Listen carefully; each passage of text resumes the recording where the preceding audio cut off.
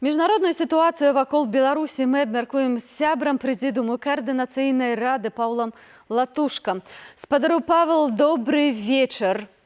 Добрый вечер. Як вы асабіста бачыце пазіцыю Крэмля ў дачыненні Беларусі цяпер? І ці вы згодны з такім раскладам, пра які кажуць шмат якія эксперты, пра тое, што в прынцыпе зараз Пуціну Александр Лукашенко невыгодны, і ён ужо як бы гатовы яго здаць і пад новыя выбары правесці кандыдата, які таксама будзе прарасійскім?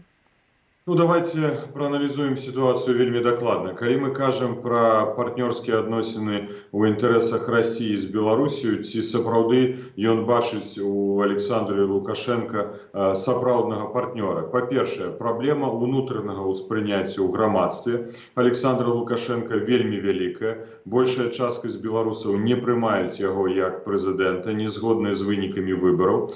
Другая праблема – гэта той гвалт, які ажыццяўляецца па загаду Александра Лукашенко у адносінах да мірных пратэстоўцаў, тыя, якія выходзяць на вуліцу з патрабаваннем перапыніць гвалт і з патрабаваннямі правесці паўторныя выбары. І тут імідж фактычна згублены. Па-трэцяе, міжнароднае ўспрыняцце увогуле Беларусі. Усё гэта з пункту гледжання партнёрскіх адносін, конечно, не адпавядае інтарэсам Расійскай Федэрацыі. З іншага боку, мы разумеем, што Расія разглядае гэту сітуацыю ў рамках сваіх інтарэсаў двухбаковых, і слабы кіраўнік Беларусі Лукашенко, якім ён не з'яўляецца ў вачах беларусаў на сёння, ён выгадны для Расіі, бо фактычна знешняя палітыка Беларусі разбурана на заходнім накірунку практычна са ўсім светам, а ў адносінах да Расіі ён стаіць на каленях.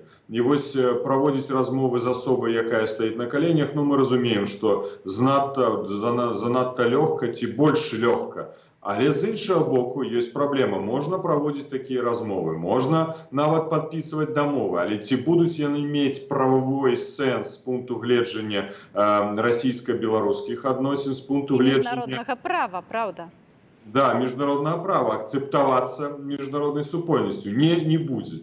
Так што гэта супярэчлівая сітуацыя прыводзіць, я перакананы, Крэмль да высновы, што Лукашэнку трэба змяніць. І гэта рашэнне ўжо прынятае даўно, у гэтым няма ніякага сумневу. Пытанне толькі ў часе, калі гэта адбудзецца, ці бліжэйшымі днямі, ці да канца года, але гэтае пытанне вырашана. Яшчэ адна праблема – гэта эканамічная. Фактычна Беларусь знаходзіцца ў эканамічным калапсе. Па маіх звестках на гэтым тыдні ў Савеце міністраў Беларусі разглядалася пытанне размеркавання сродкаў 500 доляраў, які даў Пуцін для падтрымкі беларускай эканомікі, вырашалася, ці збанкрутуе банкаўская сістэма, ці ўсё ж такі захаваць трэба галоўныя прадпрыемствы. Было прынята рашэнне, што сродкі ў першую чаргу будуць аддадзены прадпрыемствам, каб яны змаглі выплаціць заробкі. Але в бліжэйшым часе гэта прывядзе да банкротства банкаўскай сістэмы, да таго, што ў нас проста будуць здольнымі шэраг банкаў нашай краіны. І Пуцін будзе вымушаны, і Расія будзе вымушана даінвестоўваць у Беларусь.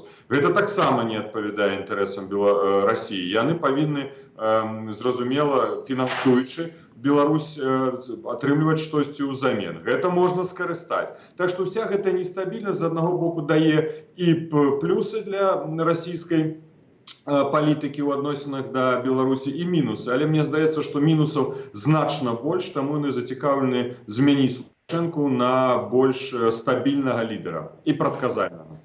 І хто гэта можа быць, на вашу думку? Ой, ну, шановная, калі б мы ведалі, хто гэта можа быць, это было б, конечно, вельмі цікава, але я перакананы ў тым, што нават мы і ведаць не хочам. Мы хочам, каб у Беларусі быў свой лідар, абраны беларускім грамадствам у інтарэсах Беларусі як незалежнай краіны. І так, перакананы, станецца, бо большасць беларусаў хоча жыць у самастойнай незалежнай Беларусі. Спадару Павел, сапраўды так, і зараз Святлана Ціхановская ўзяла на сябе абавязкі нацыянальнай лідаркі. Некаторыя называюць яе абранай прэзідэнткай. Яна вельмі ўдала выконвае сваю місію на захадзе, карыстаецца павагай, робіць сапраўды візіты амаль на дзяржаўным узроўні, сустракаецца з Макронам, са спадарняй Меркель. Вось што далей? Як мы можам, як вы, як каардынацыйная рада, плануеце ўтрымліваць вось гэты фокус света на Беларусі. Вось якія далейшыя крокі вы плануеце ў міжнароднай палітыцы? Ну, актыўны міжнародны дыялог ідзе, ён працягваецца як на вышэйшым узроўні, так на ўзроўні міністраў замежных спраў, так і на ўзроўні амбасадараў, паслоў еўрапейскіх краінаў, у тым ліку прадстаўнікоў Злучаных Штатаў Амерыкі, Канады, Великабрытаніі, з парламентарыямі, еўрапарламентарыямі, перадусім парламентамі розных краінаў. У тым ліку, вось, напрыклад, учора ў мяне быў зум з Брюсселем, сёння ў мяне адбудзецца Zoom-канферэнцыя з Лонданом, у якім прымаць удзел парламентарыі англійскага парламенту. Так што гэтыя рабочыя кантакты ідуць вельмі актыўна, вельмі інтэнсіўна. І што цікава, што гэтыя кантакты ў большай ступені ініцыююцца нашымі партнёрамі. Яны зацікаўлены з першых вуснаў атрымаць інфармацыю аб рэальным стане рэчаў у Беларусі, аб тых падыходах, якія чакае каардынацыйная рада, нацыянальны лідар Беларусі да вырашэння гэтай сітуацыі. І галоўнае, што мы абмяркоўваем, як будзе жыць Беларусь дзень, калі самалёт з Лукашэнкам вылеціць з нашай краіны. І гэта канкрэтныя перамовы, звязаныя з апрацаваннем плана Маршала, эканамічнай стабілізацыі Беларусі. Зразумела, мы зацікаўлены ў падобных размовах і з Расійскай Федэрацыяй, як нашым партнёрам. Но, на жаль, мы не можем ходить и просить постоянно: поразмаўляйте з нами, мы готовы, мы зацікаўлены. Гэта выбор і рашэнне расійскага ўрада, ці ён хоча праводзіць размовы з рэальнымі сіламі, якія будуць кіраваць краінай заўтра у Беларусі. На жаль, такой адказу няма, але я думаю, што ён хутка будзе, бо іншага не можа быць. Мы суседзі. Як суседзі, Расія зацікаўлена мець добрыя адносіны з суседам і размаўляць з уладамі суседняй краіны. Лукашенко фактычна страціў легітымнасць, страціў уладу. Ён фактычна страціць гэтую уладу самым бліжэйшым часам. Спадар Павел, вот ці вы лічыце, што тыя санкцыі, якія зараз накладае еўрапейскі звяз, а таксама Злучаныя Штаты на Александра Лукашенка і яго найбліжэйшых супрацоўнікаў, ці яны эфектыўныя? І калі б у вас была магчымасць накласці сапраўды эфектыўныя санкцыі, вось што бы вы асабіста зрабілі? Ну, гэта даволі складанае і супярэчлівае пытанне. Пра гэта ідуць дыскусіі ў Еўрапейскім Саюзе з нашымі партнёрамі. Ёсць некалькі катэгорыяў санкцый. Першае — гэта спіс асобаў, палітычных асобаў, якія вінаваты ў парушэнні выбарчага заканадаўства, у тым, што яны аддаюць загады супраць мірных дэманстрантаў, ажыццяўляць гвалт.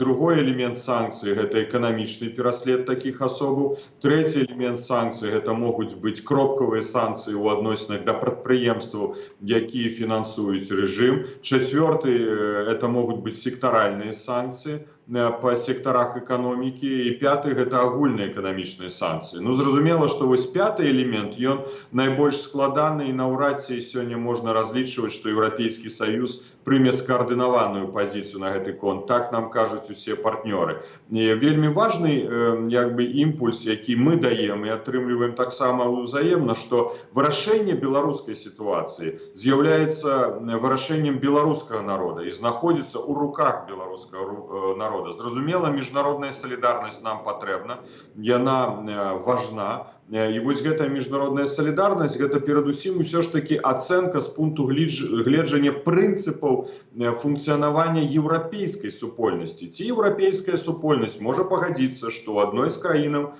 Еўропы людзей трымаюць у турмах, іх гвалтуюць, калі забіваюць на вуліцах гэтай еўрапейскай краіны грамадзян, калі яны знікаюць, калі ажыццяўляецца звальненне з працы. І гэта ўжо тысячы, калі не десяткі тысяч людзей пацярпела ад гэтага. Гэта не адпавядае прынцыпам еўрапейскага грамадства. І, конечно, Еўрапейскі Саюз, еўрапейскія краіны маюць права і павінны рэагаваць перадусім на пастулаты свайго грамадства, а не на нашыя просьбы ці прапановы.